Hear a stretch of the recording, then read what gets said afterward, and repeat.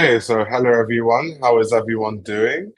Of course, today there is some really big news. The fact that Hedi Slimane has been confirmed that he's left Celine.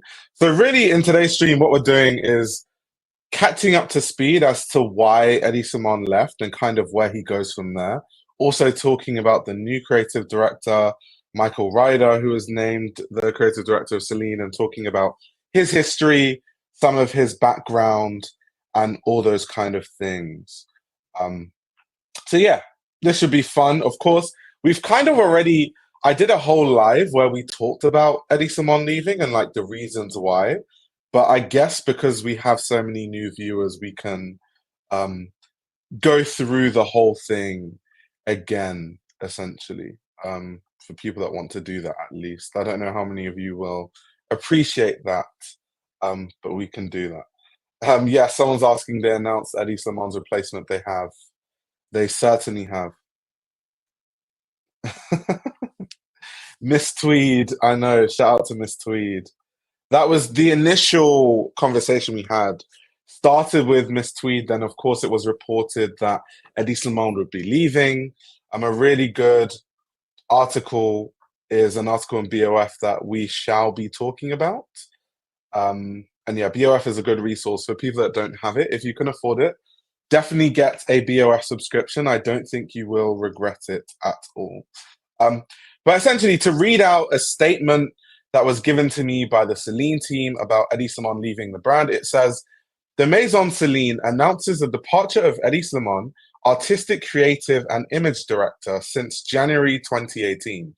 Under his creative and artistic direction, Celine has experienced exceptional growth and established itself as an iconic French couture house. The holistic vision of Hedi Slimane and his rigour have made it possible to redefine the codes of Celine whilst reaffirming its feminine and Parisian roots. He has also remarkably enriched new territories for the Maison, such as the men's silhouette, couture, and the perfume line. The extraordinary journey taken together over the last 7 years has made Celine a house with a formidable foundation for the future. So that was essentially the statement made by Celine. And then, of course, they named Michael Ryder, um, the artistic director. I'll just put a picture of his face on the screen so you guys can kind of visualize how he looks. I think those things kind of help. Um, Let me just get a file from my computer to share on the screen. Luke says, I'm waiting for the Margiela announcement. That's funny. Where do you guys think Galliano is going though? Like realistically, where do we think he's going?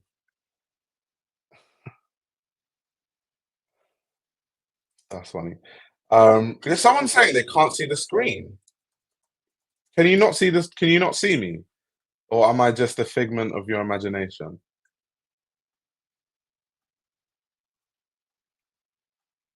Let me see what people say. Can you guys see me? Can you not see me? I don't want to be rambling on and people can't even hear what I'm saying at all. Okay, people are saying they can see me. Okay, perfect, perfect, perfect. So funny enough, continuing on, funny enough, Michael Ryder was announced. So Michael Ryder was announced the new creative director of Celine. Now the funny thing about this is it was kind of shocking to people because Hedi Slimane, of course, was just announced that he was leaving, and then all of a sudden they have a new designer. Now that doesn't surprise me because they've been talking about Hedi Slimane potentially leaving Celine forever. Like I said, we did a whole live stream about this, right?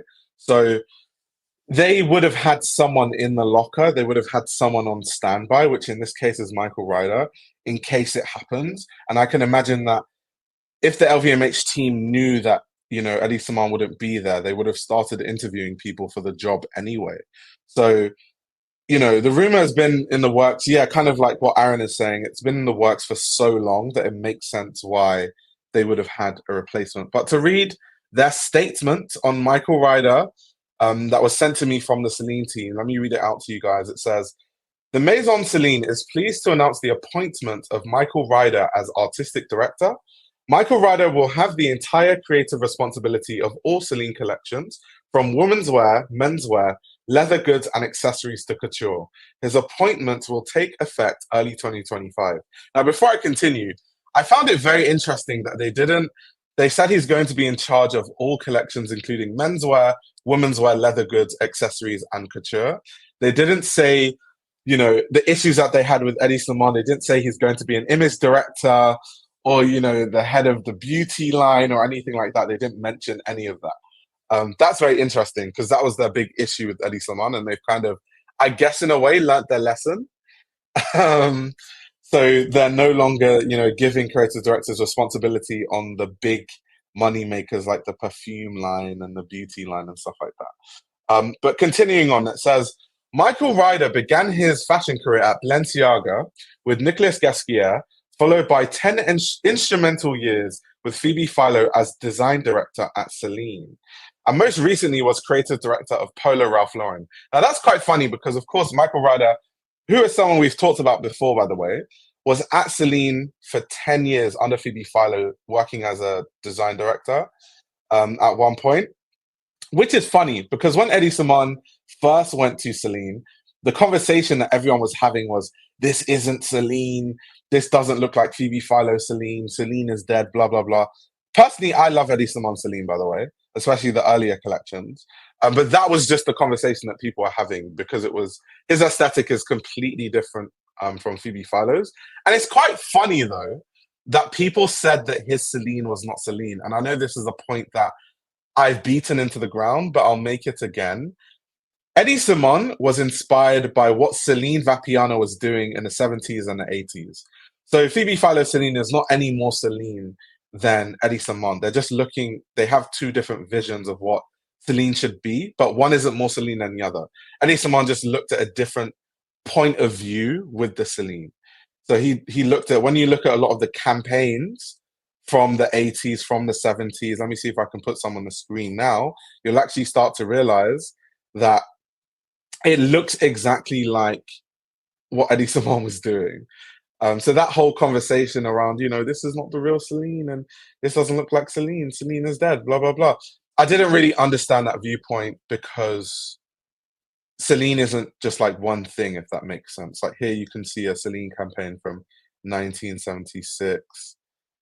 This is from the 1970s, like all this kind of stuff. This is like old Celine. The silhouettes are not as like wide, like ultra wide or as flowy as like people think they are. And also the colors that Hedi Slimane has been using is very much inspired by this time too. So yeah, just a strange take that I saw from everyone. But going back to Michael Ryder, it's really interesting because do they want to go back to that Phoebe Philo vision of Celine? Is that why, they're hiring someone who comes from that school of Phoebe Philo, which, many people across the industry right now, they come from that school and they're dotted all around the fashion industry, whether we're talking about Daniel Lee at Burberry, Peter Do, who's at Helmut Lang and doing his own brand, Rock, who's obviously a very big Korean designer now. So there are many, people who have gone through the school of Phoebe Philo who are now successful in fashion, and maybe LVMH is trying to recapture that sort of zeitgeist from the days of Phoebe Philo, which is why they're hiring someone that understands that time very, very well. So yeah, makes a lot of sense. So a quick quote from Michael Ryder. Michael Ryder said, Celine is a maison with values very close to my heart and a beautiful heritage to build on. I'm honored to come back and shape the future of the maison together with the Celine team, which is cool. Also, one thing I will say about Michael Ryder, I do like when, in this case, Michael Ryder is not necessarily an internal hire, because I saw a lot of people online saying that this is an internal hire. I guess it is in a roundabout way, because obviously he worked under Phoebe Philo at Celine, and now he's coming back to the same brand in a higher role. But obviously he wasn't at Celine at the exact time that he got hired. So it's not exactly an internal hire. But I do like when, brands hire designers that have worked for the brand for many years because they truly understand the ethos of the brand. They understand the history. They have a good relationship with the people that work there, which sometimes becomes an issue, like the chemistry between the people that are working in the atelier and like the creative director and how they communicate. He's been there, he's done that. So he has the experience, he has the know-how, he's a familiar face. That's always good. So as much as I'm really sad to see Hedi Slimane go, and I like Hedi Slimane Celine, I do think that as a replacement, Michael Ryder is actually one of the best choices they could have picked, funny enough. It really is one of the best choices. Jennifer says, those ads are why I loathe Hedi Slimane. All I see is my mum's outfits in the 70s and 80s. But I love it. But maybe it's because obviously I was born in 97. So I have no frame of reference for that time period other than just looking at pictures and doing research. So when I look at it from like my perspective, it's cool because it's different. But I can understand, from your perspective, you just see like your mother's clothes. That's very funny. Um, but anyway, some of you might be wondering, so why exactly did Hedi Slimane leave Celine? And we're going to talk about that. I've kind of spoken about this before, but we can talk about this again. This is a really good article. If you guys have BOF subscriptions, fantastic article to read. Can Celine work without Hedi Slimane in BOF?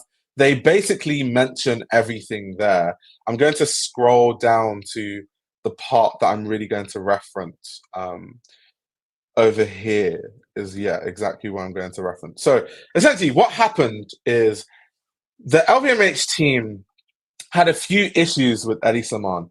One of the issues was that he had a very high salary for a designer. Now, I thought their issue with it was really strange because they agreed to the salary. So at the point in time when he signed that contract, clearly they thought he was valuable enough to sign that contract, which is why he signed it and they agreed to it. So you can't turn around and be like, oh, we pay him too much when you literally are the ones that drafted the contract in the first place. I found that really strange. And I found the critique of Hedi Slimane receiving a high salary strange. I thought that was weird. A second reason why he started to have issues was he's notorious for seeking royalties on so many aspects of his creative output, from the imagery. So a lot of imagery was actually done by Hedi Slimane and his production team. So like when you look at the Celine campaigns, they have this like Hedi Slimane black and white aesthetic going on. That was all Hedi Slimane making that. Also, Hedi Slimane is known for being really good at beauty. When he was at Dior, he introduced the Dior Privé line, which I'm a big fan of. He's very good at doing perfumes and beauty and, making it interesting. He did the same thing at Celine. He introduced some of their, most famous fragrances, whether we're talking about black tie, night clubbing, these things that the fragrance community raves about, right?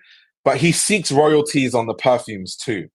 And so I guess the LVMH team were kind of just not happy with the amount of money that he was demanding and seeking, which, once again, I don't see any issue with it if they agree to it. Like, that's business. If you agree to something on the dotted line, I don't know how you can literally agree to that and then turn around one day and be like, oh, he's demanding too much money now. No, especially when you look at the financial figures. And yes, and we'll get into that, Bernard Arnault had targets that Celine didn't hit, but Hedi Slimane grew Celine to one of the biggest brands in LVMH. He grew them to almost 2.5 billion euros in revenue annually, which is insane, absolutely insane. It became LVMH's third biggest fashion brand. So to be making that much money and then to have that much issue with Hedi Slimane, seeking the royalties, to me was insane. I thought that was insane. I'm like, Hedi Slimane, get your money as much as you want. Get as much money as you can. And I hope the next place that he goes to, he gets royalties there too, because he deserves it. But anyway, going on. So that was one of the points of contention with the LVMH execs. The bigger one where I guess I could see the point of view from LVMH was um, Hedi Slimane actually banned Condé Nast from covering a lot of the Celine shows. And one of the big reasons for this was, I think it was in 20, was it in 2019, I think, where there was kind of like a restructuring of Condé Nast. That was when um, Anna Wintour was, appointed like the global chief director of Condé Nast or something like that. And she had this restructuring where she started to fire a lot of people from all the different international editions of Vogue. And one of the people that she fired was Emmanuel Alt, who was formerly the editor in chief of Vogue Paris, who is iconic in fashion, by the way. Um, and because she was such a good friend to Hedi Slimane, I guess Hedi Slimane was so angry about this that he decided to boycott Condé Nast. So Condé Nast stopped covering. That's why you don't see the new shows on Vogue Runway. Um, that's also why you don't see the Vogue editors covering it. Um, and I guess from LVMH's standpoint, they were missing out on a lot of media. And even though they've made so much money, I guess they're looking at it from their perspective like, well, we could have made even more money if Condé Nast were able to promote this and the stuff was on Vogue Runway where everyone has access to share these images on social media. And the fact that Hedi Slimane kind of chooses his own guests. So he doesn't have, key guests that LVMH would like, the key influencers that would bring all the engagement online and in the press for the brand. Instead, he just like invites his friends and like people that he likes personally. So LVMH from a marketing standpoint didn't like that. I can see both sides. I can see from a business standpoint why LVMH wouldn't like that. It's kind of, they're like, yes, we made, 2.5 billion euros, but we could have made more if our marketing was a lot stronger. So I can see their standpoint from that. I totally get it. But also, an argument could be made that one of the appealing things about Hedi Slimane Celine is that it's not so ubiquitous. It's not everywhere and just all over the place. And that adds to the luxury allure of his Celine, to be honest. I kind of like this kind of Hedi Slimane, I must be in control of everything. I'm a multi-faceted creative that can make every single aspect of a brand, whether we're talking about the image making, down to the perfumes, to the beauty line, to the clothing itself, the runway shows, the campaigns. I kind of love that. I love that holistic approach to being a creative director, right? You're creatively directing every single aspect of the brand. In this case, it's Celine. And that's what I loved about it, because I like the way that Hedi Slimane does his world building. He can kind of build a world around the brand. I've always been a fan of that. But it's so funny because LVMH just don't like that and they're not fans of that, which is one of the big reasons why essentially he ended up leaving. There were also many other issues that were mentioned in this article. One of the big issues that they have is that he has a creative studio in Saint-Tropez. He likes to work out of Saint-Tropez, which didn't really work for the brand because they would have to ferry samples back and forth between Saint-Tropez and, France, other parts of France, sorry. And it would kind of stall progress on a lot of projects because it would take so long to like move all these things all over the place just because he wants to be in Saint-Tropez and not be in like an atelier in Paris, which would be a lot easier for the brand, right? So that was another big issue they had. There was also an issue where they would say that Hedi Slimane would kind of like be indecisive and it would make it really hard to do projects. So like, for example, people would work really hard. People would, do so much work behind a project and then halfway through, Hedi Slimane would just decide, I don't like it, let's scrap it. And that would piss a lot of people off. Also, the money that's being spent doing those projects for it not to lead to anything. I guess from everything is all about profits, the LVMH mentality, I guess that's why they wouldn't enjoy that Hedi Slimane was doing that. So those are the main reasons why there started to be murmurings online about the fact that Hedi Slimane could potentially be leaving Celine. I made a whole live stream about it if you guys are interested. And that was essentially where we started to have this conversation about, oh, Hedi Slimane could leave Celine. What's next for Celine and all of that. So that's really what happened. That's the reason why Hedi Slimane is leaving.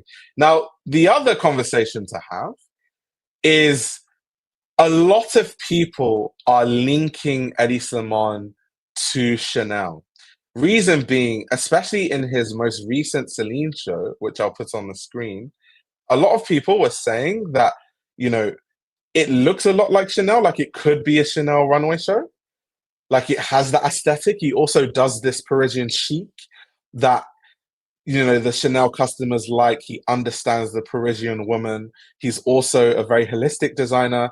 Chanel is a brand that's very much known for their beauty line, their fragrance line, their exclusives. Chanel fragrance line is one of the most successful private lines in the world.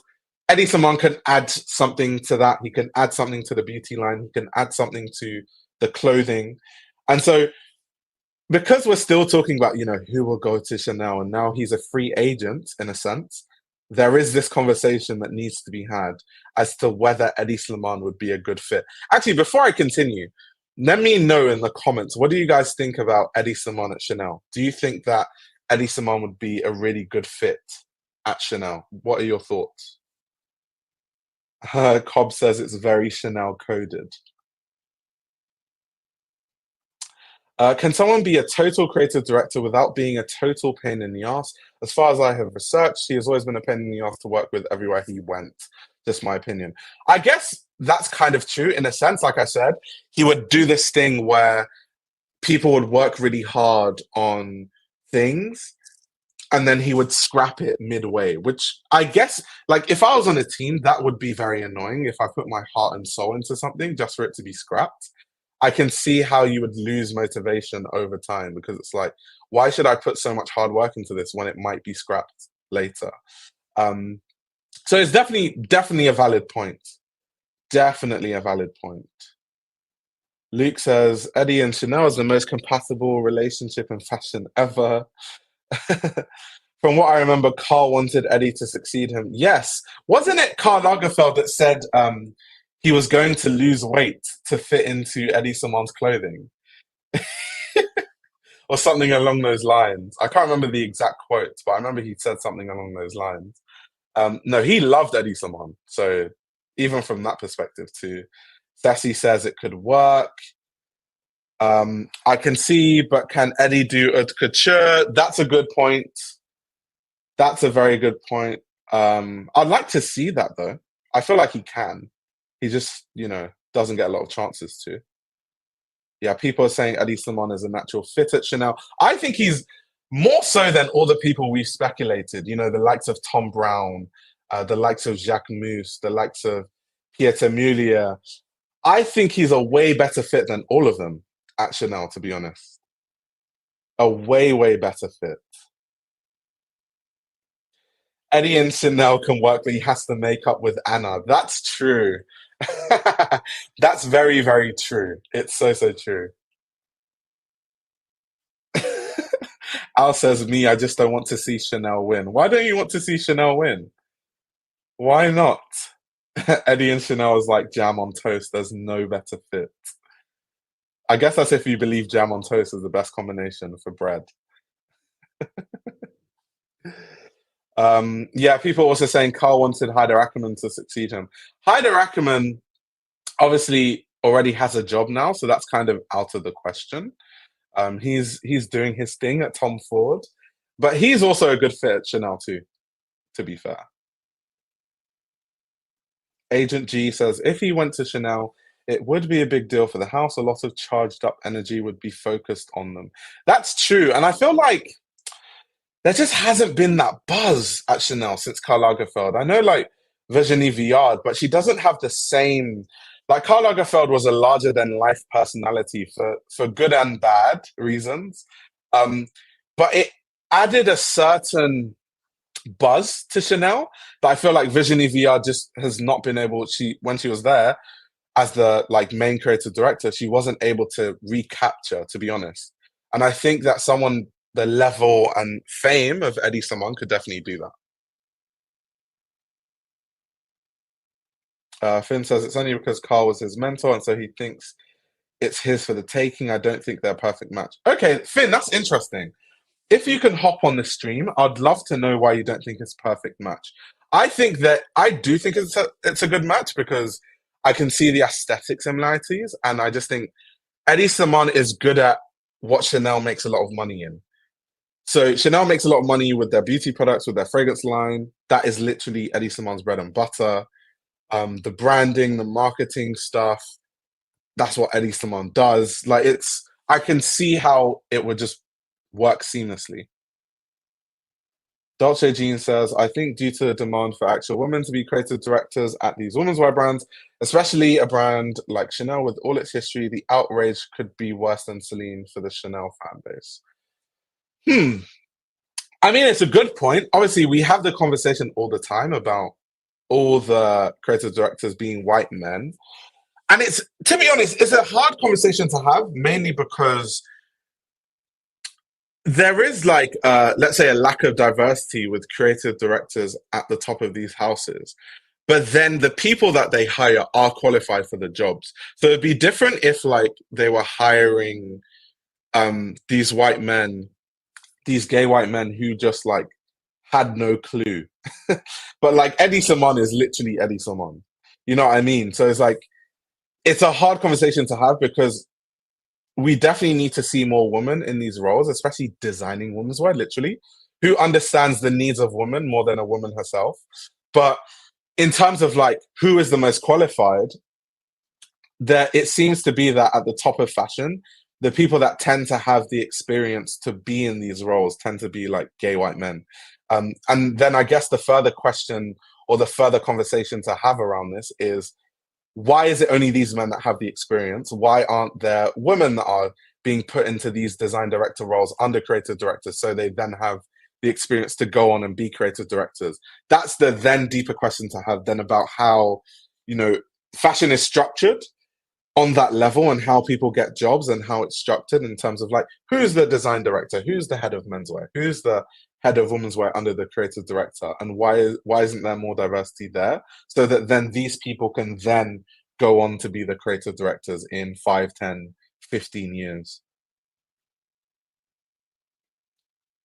Neo says Eddie for Chanel sounds like a great pairing, but I wonder if the Chanel's core customer would be positive towards him, or maybe Chanel are looking to secure a new audience.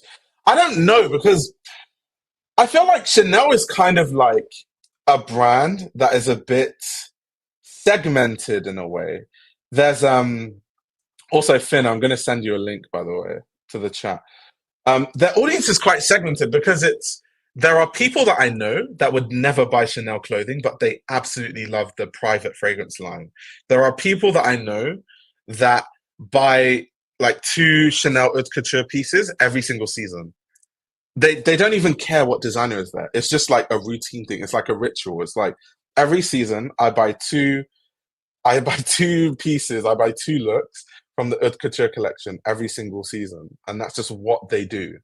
So I feel like for a lot of the Chanel customers, then you have the people that buy the luxury bags, of course. So I don't think all those kind of customers, the people that just care about the fragrances, the people that will buy the haute couture line regardless, and the people that will buy the bags because when they were younger, it was like an aspirational thing. And it's like now that I can afford to buy the Chanel bag, I'm going to, buy the Chanel bag. I don't think any of those customers care about who the creative director is. And that's where they make most of their money, like the perfumes, the bags, the beauty line. That's where most of the money comes from. So I don't know if those kind of customers would actually care. Hi, Finn. Hello. How are you? I'm very well. How are you? I'm great. I'd love to know your thoughts about Eddie Slimane at Chanel and if you think it would work, because I think you said you don't think it's the perfect fit. I So I'd think love to hear your thoughts. so. Quickly, I think in terms of a creative director, he is the Carl in terms of like being able to produce a new bag every season, being able to do the sunglasses that are really desirable, those sort of things. Like he's very good at hitting all those points. Otherwise, he wouldn't have been able to like triple, quadruple the size of Celine. Right. But I think from like the perspective of clothing, I think his aesthetic could get old very quickly. Interesting. Why do you say that? Well, he's famously said that his vision isn't actually women's wear. He much prefers the menswear side of things. Hmm. So that Chanel would have to promise him like, oh, we will launch menswear for you. Right.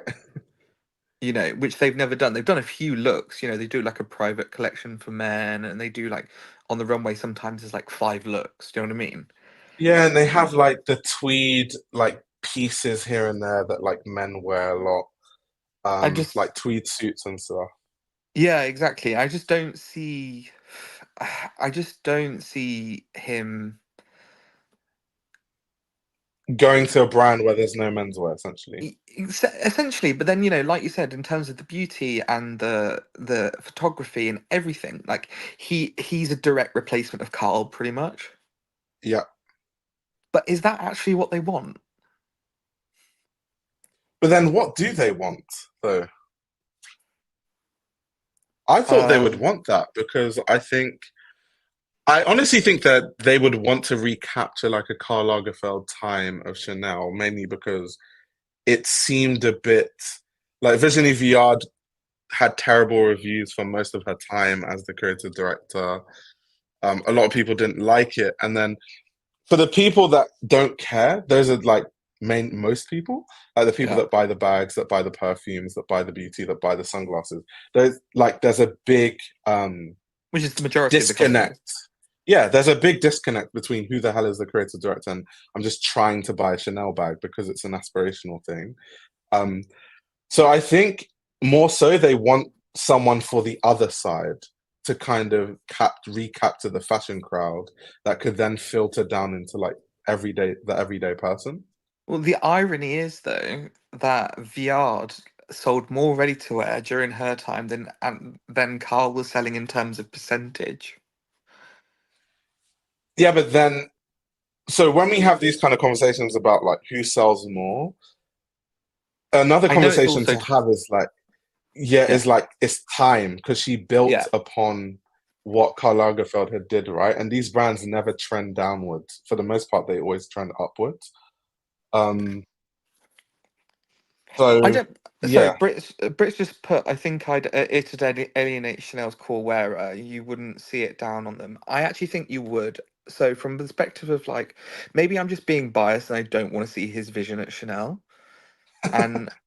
and I just think somebody like a Tom Brown or perhaps I don't know Tom Brown to be honest. Yeah. Um, I'd prefer to see him at Chanel because I think his aesthetic would be really interesting. Because he's basically doing it his own brand. Mm. Let's be honest, it's not going to change dramatically. There's just going to be more tweeds than there already is. I just don't think he's going to alienate the Chanel customer because once again, most people don't care. Yeah, and I If think anything, he's going to make it more interesting on the fashion facing side of things. And then do also, you know? I honestly think so. I honestly think I think there'll be more intrigue on Hedi Slimane's Chanel than Virginie Viard for sure. Well, yeah, I agree with that. I think the one thing that many things Eddie will bring. I'm basically trying to convince myself that I don't want him there, even though I do think he is probably the person that's going to go there. Yeah. Um, Look, he has a vision. It's his vision. He's never going to depart from that. That is something that I admire. Do you know what I mean? Hmm. I could never fit it, but I admire it. I think he is a That's, product genius. yeah, He did it I at agree. YSL and at Celine, and I think he would reinvigorate the bags and things like that. I And think at there's a Dior, all yeah, and at three. Dior, and so I think he probably will end up going there, but I don't think he's got a very good relationship with the family. I mean, to be fair, knowing the way that Eddie Simon is, just by reading about him, I don't think he's easy to get on with anyone. Like he's a very like I either love you or hate you kind of person, and there's Yeah, no middle. I don't know. I think, and the thing is, it's like I actually think this Celine collection, for instance, is amazing. Yeah, But then when it's in the context of a Chanel, I think this is also it. In the context of a Chanel, how is this going to look? You know, um, right. I think that's kind of what I'm trying to get at. I like it. It references Chanel. It's very that era. You know, it's all those sort of touchstones. But Hmm. then y- you, Luke, the designer doesn't have to be French. Karl Lagerfeld was Luke fucking says it. German. Luke says I don't miss you French. Yeah, Carl was definitely not French. I mean, in a way though, we kind of see Carl as French because he's been in France for so damn long. Yeah, Like, so it gets to the point where almost I think obviously this won't be the case with Luke, but I think a lot of people kind of forget that Carl is German. People yeah. start to see him as like a French person, to be fair. Karl Otto. Um, yeah. Anyway, I think I've just come on here to basically say that I don't want him there, but he is probably the best match. And I think I would like the whimsiness of something else. You know, I want to Yeah, dream. I don't think I dream with uh Eddie. interesting. I guess in that sense, Tom Brown does make you dream. Yeah, Um, but I think Carl made me dream. Do you know what I mean? oh yeah, of course, of course. Like even till today, like people always compare everything to Carl. It's like the Alexander McQueen effect, that McQueen, right? It's like if Karl Lagerfeld did this, instead of blocking an airport, he would have just built a set. If I'd Karl love. Oh my Lagerfeld god. did this, like, like Yeah, we always have those kind of conversations. Luke, Um, you're right. I want Marc Jacobs there. Sorry, that's who I want there. it's interesting though that Marc Jacobs' name hasn't come up when they talk about people that are tied to the brand. It's more like Jacques Mus, Tom Brown, It's Piet probably because he Amelia, like, doesn't. It's because he doesn't own his brand anymore, and I think he's sort of mm, tied to the LVMH world. Um, yeah, I don't know, can't but go to that a competitor. yeah, he can't go to competitor. But then I also think that well, they allowed Carl to work for LVMH. It's not a big deal. Which is Um, actually insane when you think about it, like being at Fendi and Chanel at the same time, with two like businesses that like are at odds with each other, like the Wertheimers and of course like LVMH. It's crazy. but could you imagine this walking down the runway at Chanel? But he's not going to do this actually.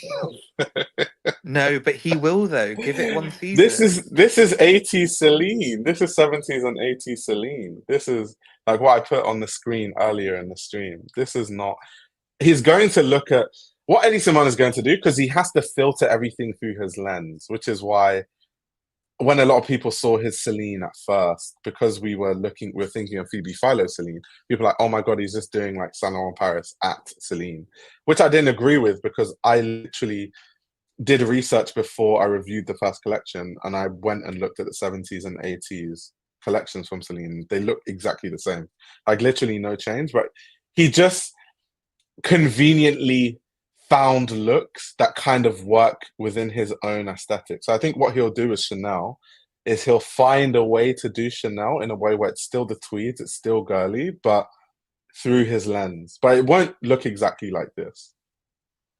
Yeah, I agree with that. I just think I don't like his vision. It's understandable though, because if you don't like his vision, I truly understand why you wouldn't want him at Chanel. I do like his vision, but then again, I'm really into menswear, and Yeah, and I'm not. Chanel is not. Yeah, exactly. That's exactly why I said it because Chanel is not like a menswear brand. So Like, there's something to be said there. have you seen the collection that Eddie did at? It's in. He did in LA. Wait, the he did one couture show for YSL, which was the one with the big fur love heart coats, Yeah, which is insane. That's my favorite YSL collection he ever did. yeah, That and the Palladium show, and then he did one show for Celine, which was a women's wear show, which was yeah. his introduction to couture for Celine, but it never got publicized because of the relationship with um Vogue. Yeah. And is it at the Wilson or Wilton? Yeah, it's Celine at the Wilton.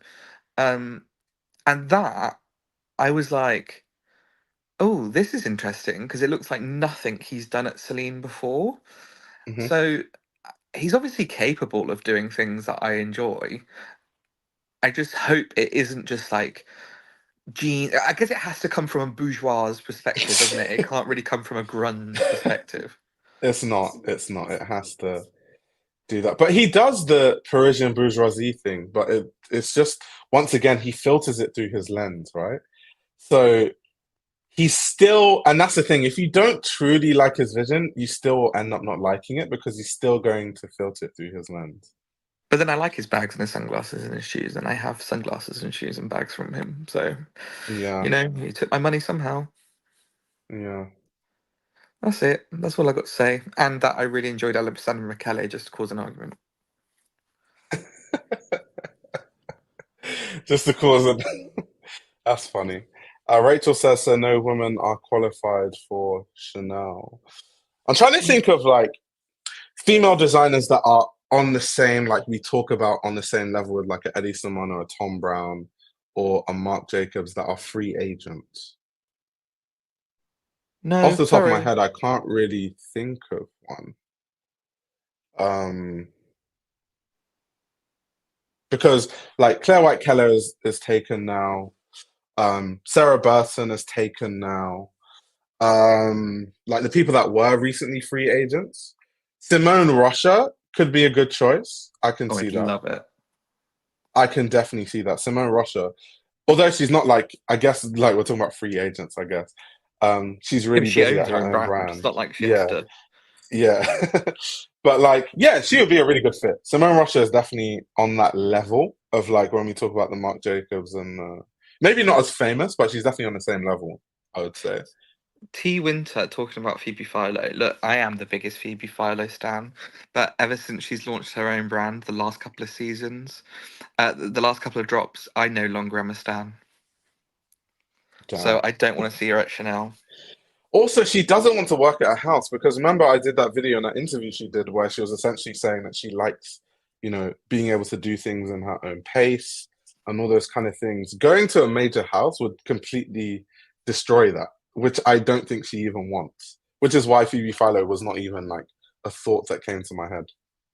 See, Oeng was saying doesn't see how Chanel customer would buy into his vibe. Honestly, I do, and I'm going to be very, very generalist here. When he did Saint Laurent, his number one client during that time, and I hate to say it, was Chinese and Korean rich millionaires. Mm, A lot of the retail stores said that's what it was, right? And it did very well in those markets. And actually, if you look at his Celine, China's been one of his best markets. Um, and that client would 100% buy his Chanel, which they already do. They already buy the Chanel, but it's just gonna have like a cut that will suit their mm. bodies better. A lot of people, I've seen this around, by the way, this take about Sophia.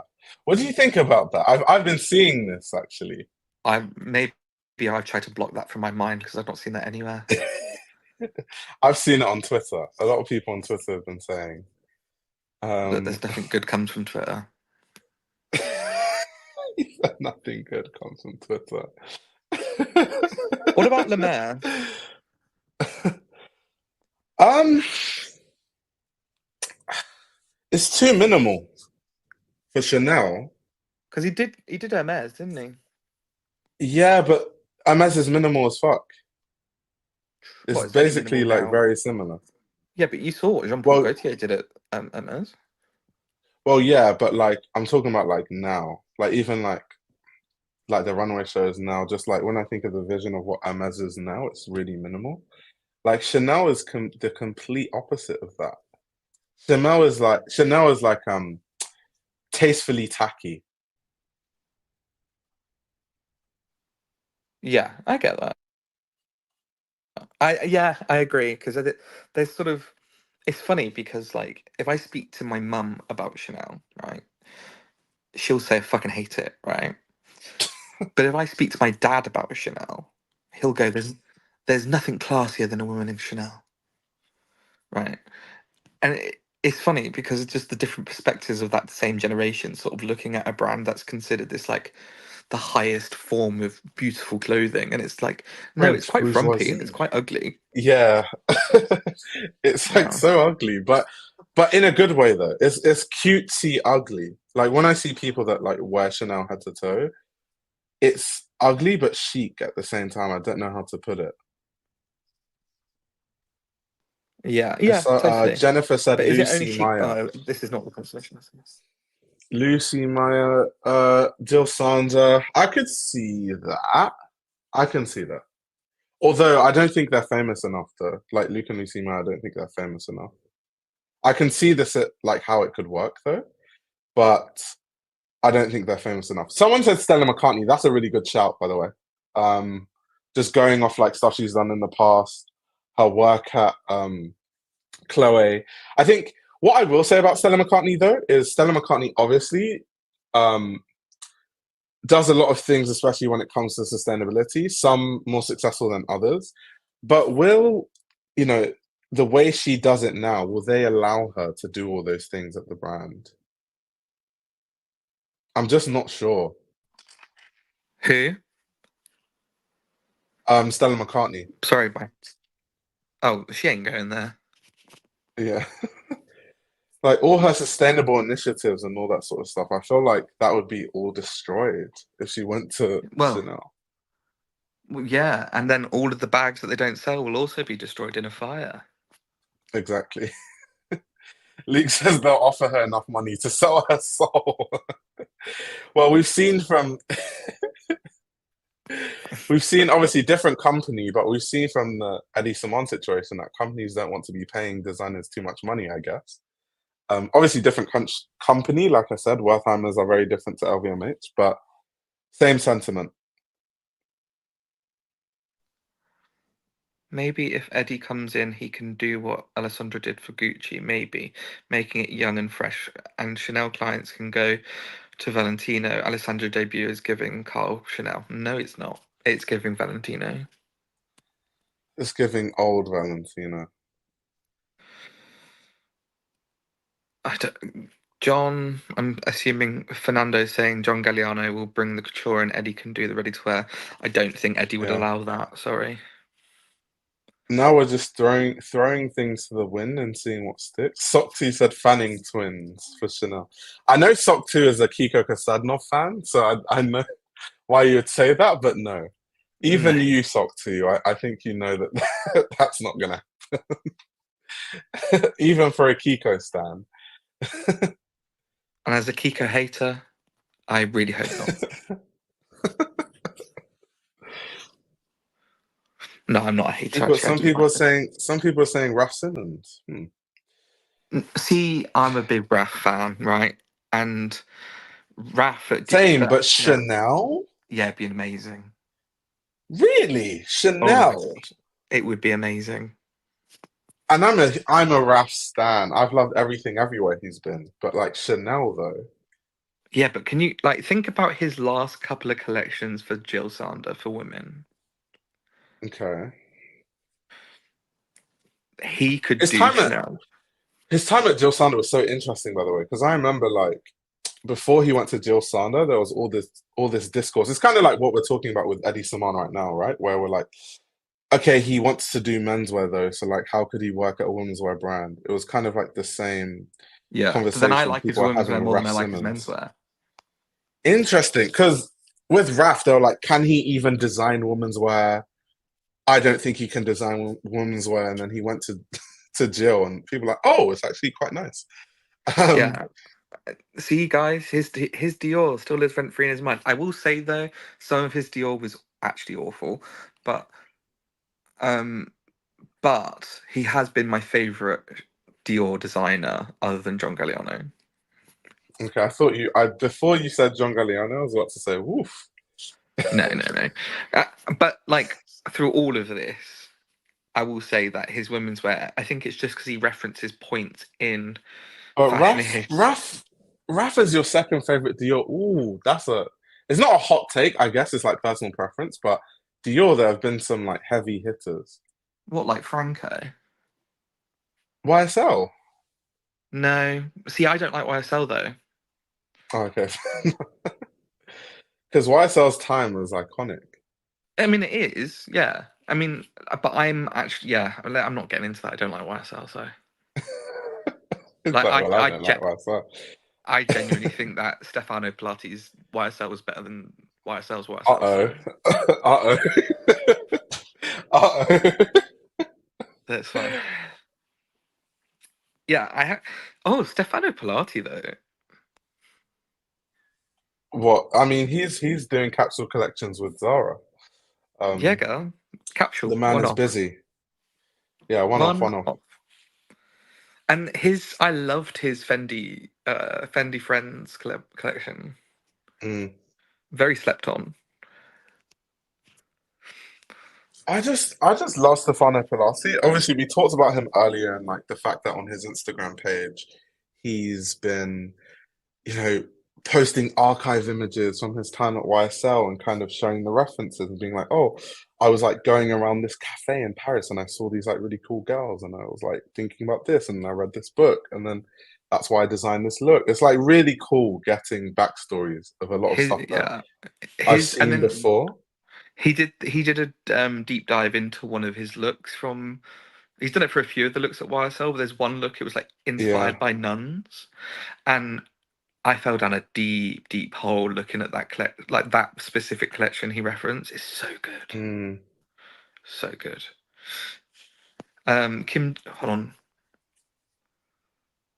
Oh yeah, I mean Kim's been actually. I can't say anything. And Britt says, who's that? Chloe, Chimena Kamali. I've been speaking about her quite a bit. She's great. Um, but she's great at the brand. She's had a few collections there now. I think Have you like noticed how three. all the designers are supporting her as well? Yeah. Yeah. But Britt, I've actually made a couple of streams and videos on Chimena Kamali if you're interested. Um, and they're quite recent also. Guys, everybody in the comments saying Kim needs to never touch clothes again.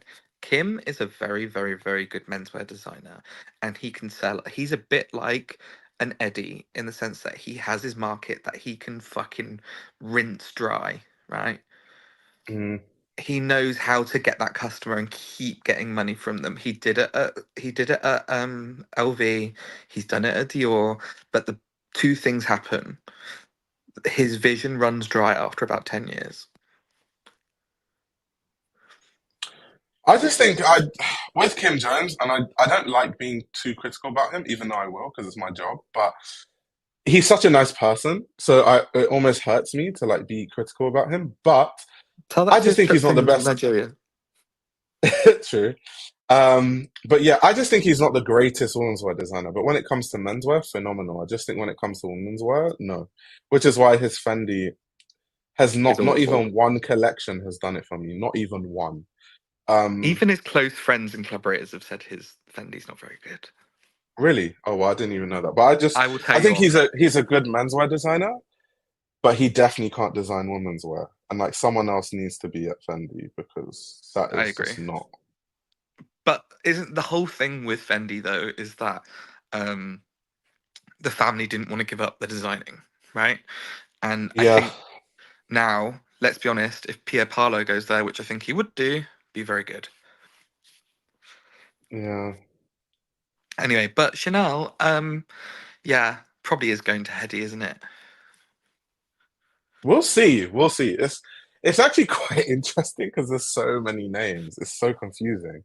My only Um, thing, my only thing with Chanel though is if it's Eddie, his his contract might not have a year. He might not be able to do anything for a year. right. That's true. Non-compete, probably.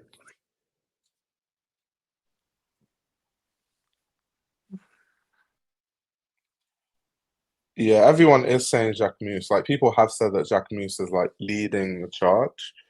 And it just makes sense. Like Jacquemus is like the quintessential like French, down with the young kids, down with the cool kids, kind of party going.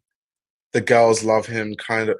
He's just like if they're trying to usher Chanel into like a new generation, it's Jacquemus and no one else. Um, so I get it, and he makes so much money too with the bags and accessories. I mean, he's made his own empire, hasn't he? Literally. But Like there was a conversation where we were like, could Jacquemus be $1 billion brand? Because there was one time when they had a report where they were making like 400 million or something insane. I think he will be $1 billion brand when he has more stores. Which is like Jacquemus is on track to be bigger than a lot of like heritage luxury houses. That's insane. Like, hate it or love him, because I don't think his ready to wear is very good. But Neither do I. but then actually, I say that IO, and I'll take something back. My friend just bought a pair of trousers from him, and they are one of the nicest pair of trousers I've seen from menswear in a long time. But what I will say though is that most like, there's gonna be something nice. I don't think there's any designer, even designers that I think, okay, What your is it? women's wear isn't that great or whatever, where there aren't like one or two or three pieces that might be decent. But overall, Jacquemus's ready to wear is not that fantastic. What's that saying? Even a clock strike is correct once a day, or something like that. Even a dead clock, Yeah, even like twice yeah, a that's day. Yeah. it. Yeah, yeah. So that's the thing. It's kind of like that thing, which is why I don't like when it comes to buying clothes. Obviously, analyzing and critiquing clothing is one thing. When it comes to buying clothes, I don't even look at brands. I just look at, do I like the way it looks? Because it doesn't really matter what brand it is, so long as like I like the way it looks, I like the silhouette, it fits on me. Because if you become a bit of a brand whore, you can like limit yourself from buying stuff that's like really interesting just because of the brand. Yeah. Thanks, guys, for correcting my really bad analogy.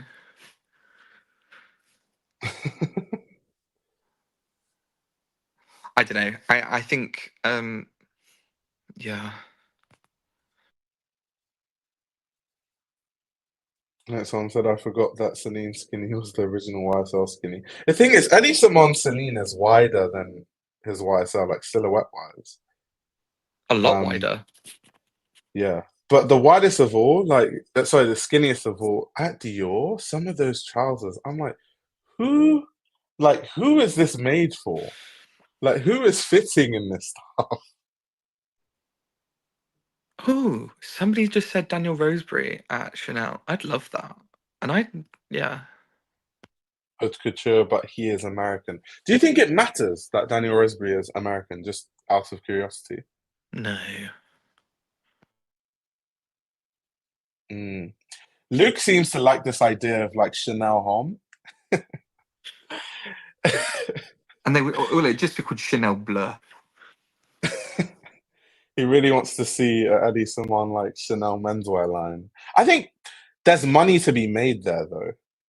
Just with Chanel doing menswear. Of course, the heritage is not really there, but like it's a market that they haven't explored fully. Of course, like I said, there are like Chanel looks here and there. They do dress celebrities on the red carpet like men, and they I make mean, these like tweed suits and stuff for men. let's be honest. How do you think Celine made so much money? They introduced menswear. Well, yeah. Actually, you just answered your own question. I guess brands can do it. Heritage brands can do it. Yeah, but that's what I mean. Like, that's why I said there's money to be made. Even like Yeah, it's at true. Celine, for example, one of the reasons why they started making so much money is because Eddie Simon like brought in a lot of like beauty products and overhauled the fragrance line also. Which his fragrance, I went and saw the fragrance line last weekend, and I know I've been really out of touch with that. I got to Hmm. smell it. It's very good. It's extremely good. And I'm not a fragrance head, but even I was like, wow, this is like reminded me when Tom Ford came out with his fragrances. You know, like how they sort of like blow you away from somewhere that's like quite not mass, but it's like at a brand that you can Yeah, get it from. yeah. And it's so distinctive because it's like damn near Eddie Simon themed because it's like like nightclubbing smells like a ashtray kind of smoky woody Yeah, I love it. fragrance. And obviously Eddie Slimane is like the rock partying guy, or like black tie, which reminds you of like just Eddie Slimane like wearing a black suit with a skinny ass tie. Um, so it's just so interesting. Their perfume line is honestly like sensational. Have you tried? Oh my god! Actually, I've been wanting to talk to you, and you didn't answer my text, so it's absolutely fine. Um, the Bottega Veneta fragrances came out today, didn't they? Oh yeah, I saw that. I saw that. I haven't tried any of them. Well, obviously Well, it just came out, they're but 350 I want fucking to though. quid. For how much? 50, 50? Okay, that's insane. For 50 mil. and they're Oh only one my, size. oh my God. For 50 mil. Anyway, it's Bottega. I guess it makes sense in the It- context of all their stuff is stupidly expensive. But the last live I was on, we were talking about the price of what the rose fragrance was going to cost. I All of a know. sudden, this £1,000 fragrance doesn't seem too far off. I told you. I literally told you that it's not far-fetched for them to have $1,000 fragrance. Like because it's Honestly, like it's just they can. Like 350 pounds for 50 mil is insane. That's the kind of money that you pay to either get like a custom fragrance made, or you when you buy a fragrance from an actual perfumer, like someone that actually went to perfumery school, not like yeah. a fashion brand. To be fair, though, I think you can buy the. I mean, I don't know why I'm backing up fucking Kering, but you can buy the refill, and that's 210. Oh, what a bargain after you spent a good 350 for your 50 mil, then they're like you only get the bargain after you spent the first 350. Well, exactly. Plenty of Milk was saying that the Row store was selling oils and they were 370. Oh, I had no idea. How big were they? Like, what was the volume? 10 mil. 10 mil for 370.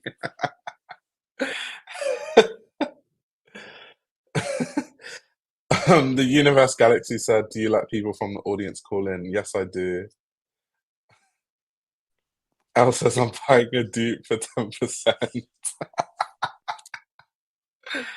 But yeah, these Celine fragrances are sensational. Like Parade is one of my favorites. It's like a very fresh, like citrusy fragrance. Absolutely love this fragrance. I hope that him leaving, because I remember when he left Dior after he introduced the like Dior Privé line, they had to cancel quite a few of them. Is that what he Obviously, did? yeah, so the Dior Privé line still exists now, obviously, but like they cancelled a few of them, and I don't know if that was because of him or Was if that they just Eddie? decided to, yeah. Oh, Oh I yeah, didn't Dior know that. Privé was him. That was him. That was him. That was him. Yeah, yeah, yeah. Oh, because that's some of my favorite fragrances are from Dior Privé. Exactly. See, that's why I keep saying that Eddie Saman is like, um, when it comes to world building, fragrances, all that sort of stuff, Oh, sick. it's insane. Sorry, carry on. Kind of makes sense. The bottles look identical to the Celine ones. Literally identical, like literally the same shit.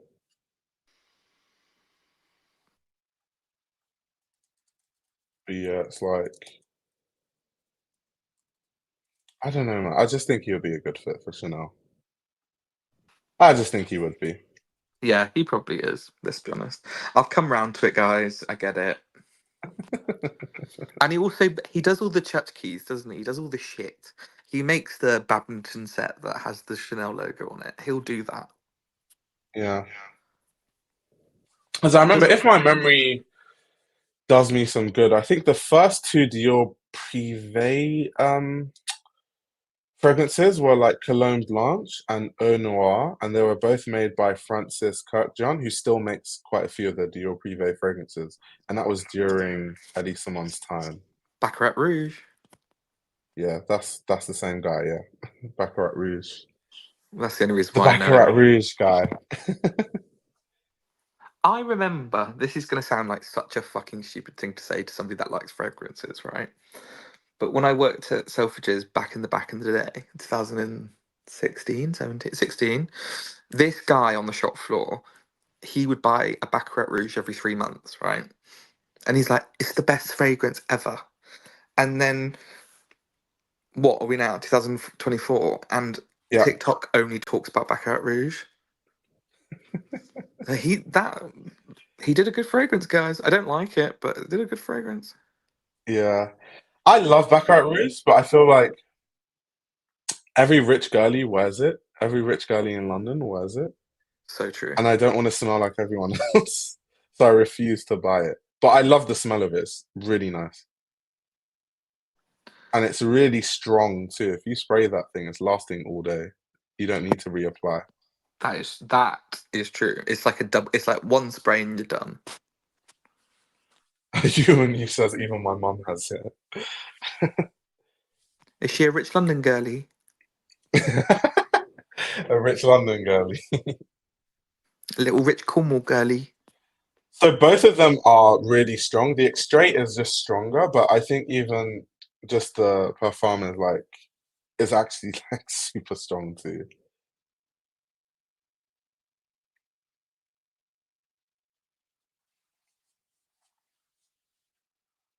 Someone saying bourgeois was Annick Menardo, Anoa and Cologne Blanche, Roy. Yeah, I think, like I said, if my memory serves well, I thought the first fragrances were Cologne Blanche and Eau Noir of the Dior Privé line. I could be wrong though, so correct me if I'm wrong, but I think those were the first Dior Privé fragrances. Does Eddie work with the nose, or does he do it himself? No, he doesn't do it himself. He works with the nose.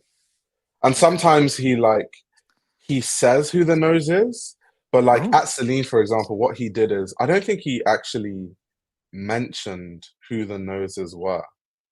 So like it's just kind of you don't know. wild. People like speculate online. But then that being said, though, is like Tom Ford Beauty, for instance, when they launched all the beauty, was launched by Charlotte Tilbury. But That was all developed by Charlotte Tilbury. So, yeah. and she wasn't allowed to say it for like 10 years after she left. So I kind of Really, get she wasn't allowed, like contractually. it. I Yeah, always it wonder happens a lot in why fashion. why they It, do that. Yeah, like LA said, he never credited the nose at Celine. Exactly. So like wow. so that's the thing. So obviously, because Hedi Slimane is not a perfumer, so he physically cannot make his own perfume. Like he doesn't have the skills for it.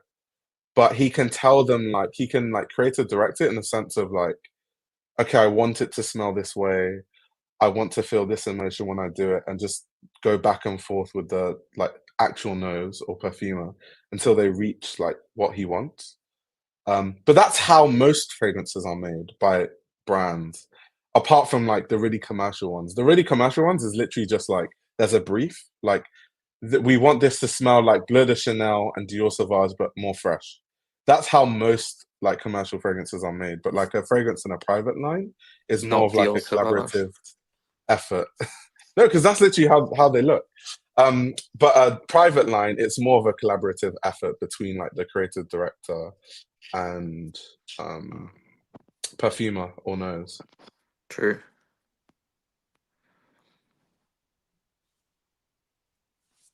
This is interesting though. Agent G said he worked with Olivier Polge, who is a legend, by the way, to create Dior Homme EDT, which is classic. Polge is now Chanel's perfumer, which means that if he goes to Chanel, which I still think is like a good fit, he already has a very strong relationship with a perfumer at Chanel. That could only mean good things for the fragrances they would make. Yeah, I guess. I'm not convincing you, am I? No, he would be a good fit. I know he would. It just makes me want to cry. It's just This so is even sad. a lipstick they launched not too long ago, actually. Have you seen the It's other weird parts of the because, line? yeah, do you know what's weird about this though? It's almost like Eddie Samar knew he was going to go and they just had a speed run because he just dropped two new collections, a women's wear collection and a menswear collection, damn near a few weeks ago they launched like this massive beauty line, and then he leaves. It's like so weird. I was thinking about this the other day actually, because obviously when the new guy starts working, Ryder, um, he's gonna have to just be okay with the direction of the beauty. Yeah, he is. There's like nothing he can do about it for at least a good couple of years to prove that he's good. Do you know what I mean? Yeah. Yeah, Agent G, I agree with you that they would make a banger, like fragrance wise, they certainly would.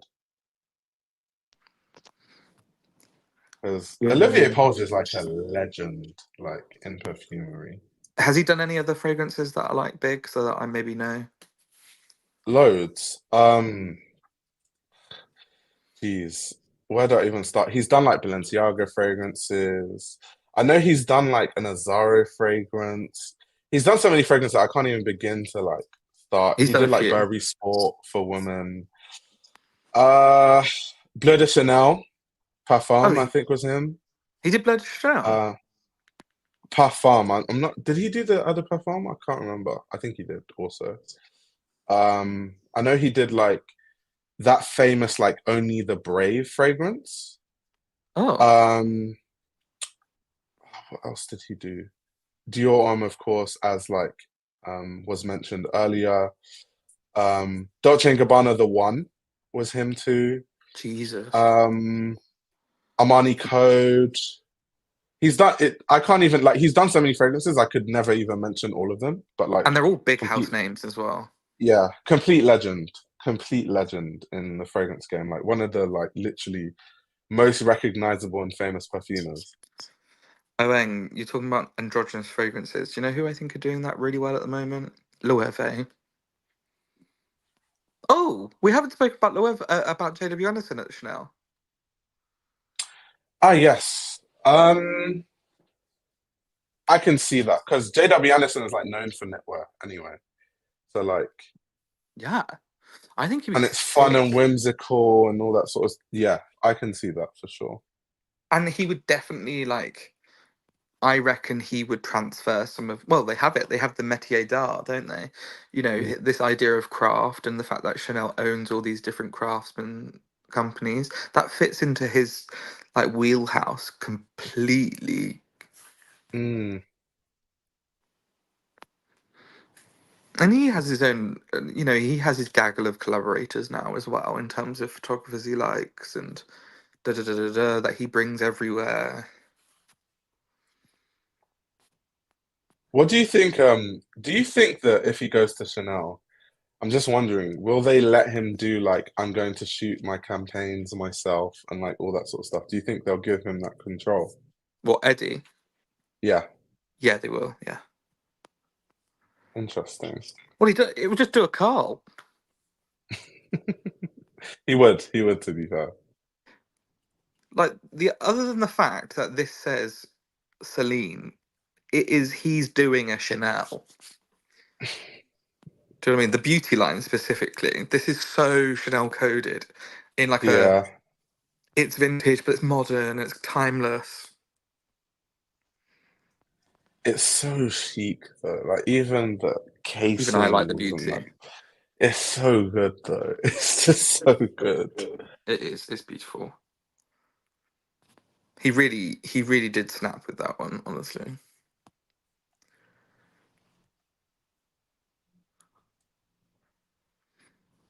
Guy, It's, I don't think they'd let him make Chanel a rock and roll indie brand.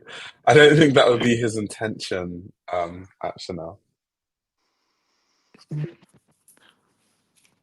I am so I don't know.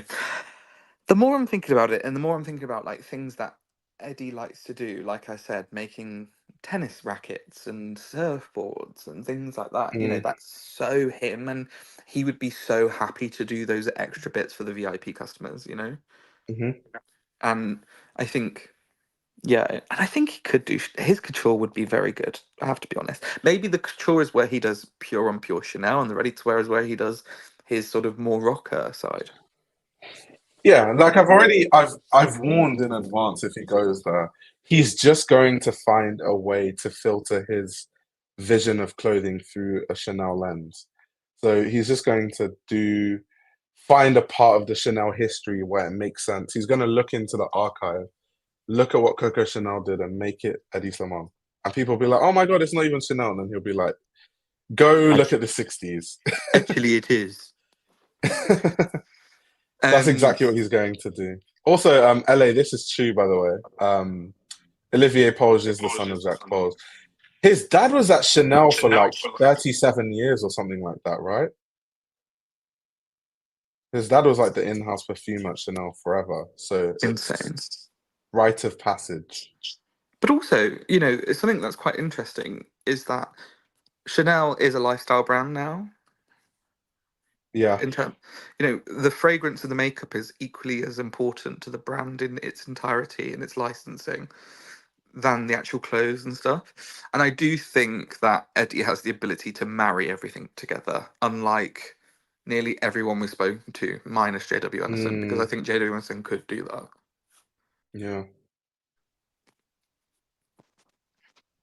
Have you actually talking about JW Anderson? Have you watched the interview with um? It's him at the Financial Times in Madrid. I don't think I have. So he was talking about his goals, and he said, "I don't have creative goals at Loewe. I want everybody. I want Loewe to be a household name." That reminds me of something he said more recently in an interview with The Cut. And maybe he's repeated it. Yeah, which is why I was thinking like there's no way he could leave Loewe because the way he was speaking was like I love how far I've built Loewe and I want to like continue to see how far I can take it. So I don't see why he would say something along those lines and then want to go to Chanel. Well, to be honest, I could see him after that collection he's just done. Although we are not talking about JW, after that collection he did at Loewe, I could see him leaving now. No, it's fine. I think JW is relevant to the conversation because we're talking about Eddie Slimane and like if he would go to Chanel and then slapping in all the other speculative names. Or he leaves and does Dior. I'd like him at Dior if it's not Galliano.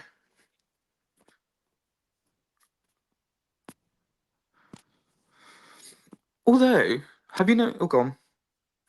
Oh no, I was just looking at the Celine was selling the Celine Pilates reformer, so it could definitely happen at Chanel.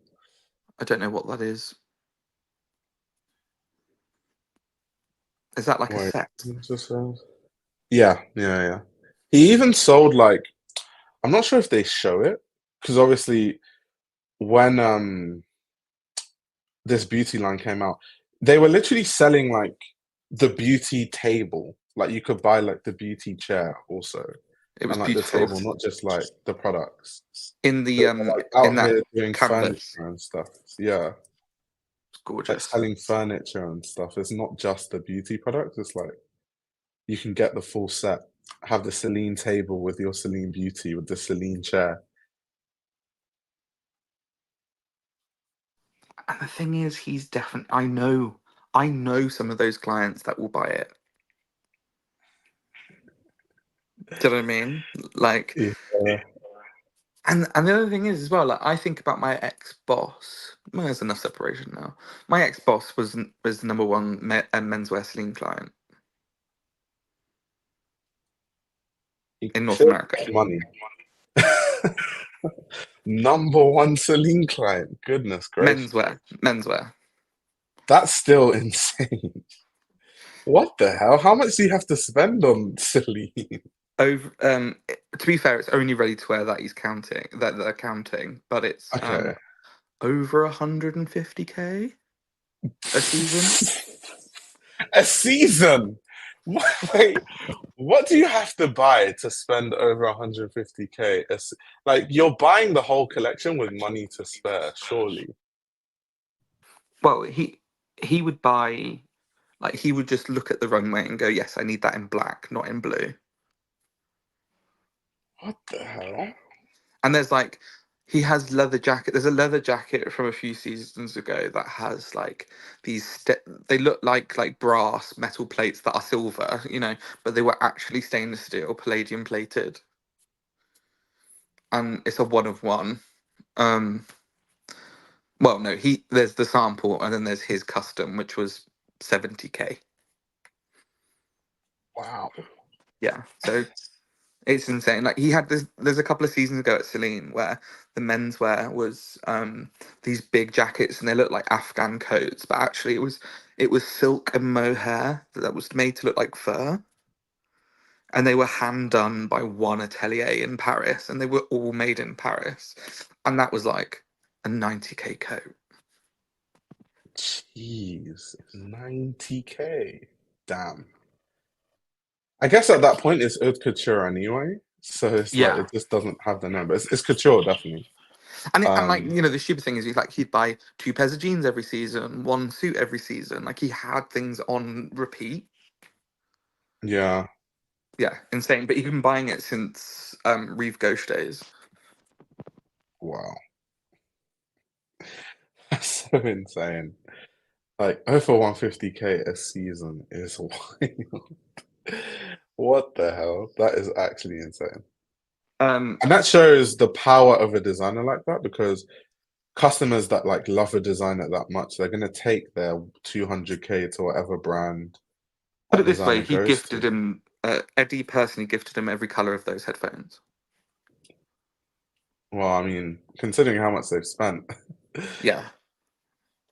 technically you can't even call it a gift. They've, in a roundabout way, paid for it.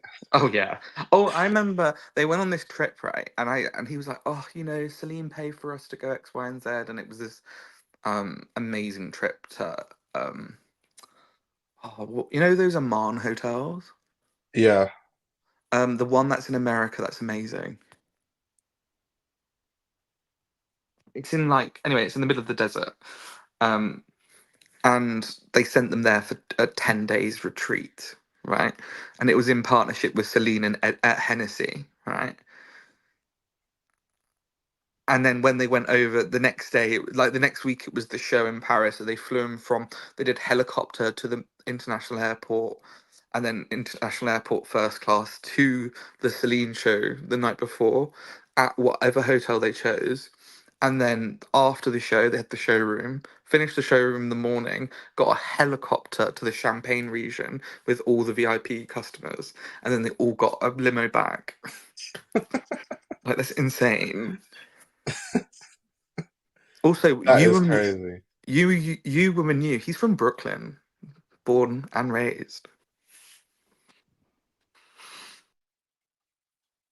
Shout out to the Brooklyn millionaires. Yeah, the fragrances are the candles just as nice. Yeah, I actually have one of the candles. They're really nice.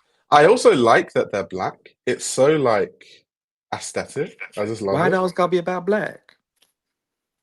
I just love it. It's just like because all I wear is black.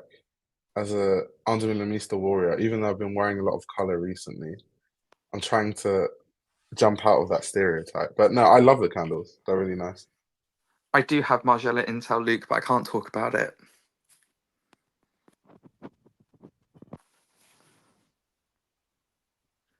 I'll message you after to get the intel. Well, I don't. There's not like that much. I just have a lot of like people interviewing for the job that I know. Mm.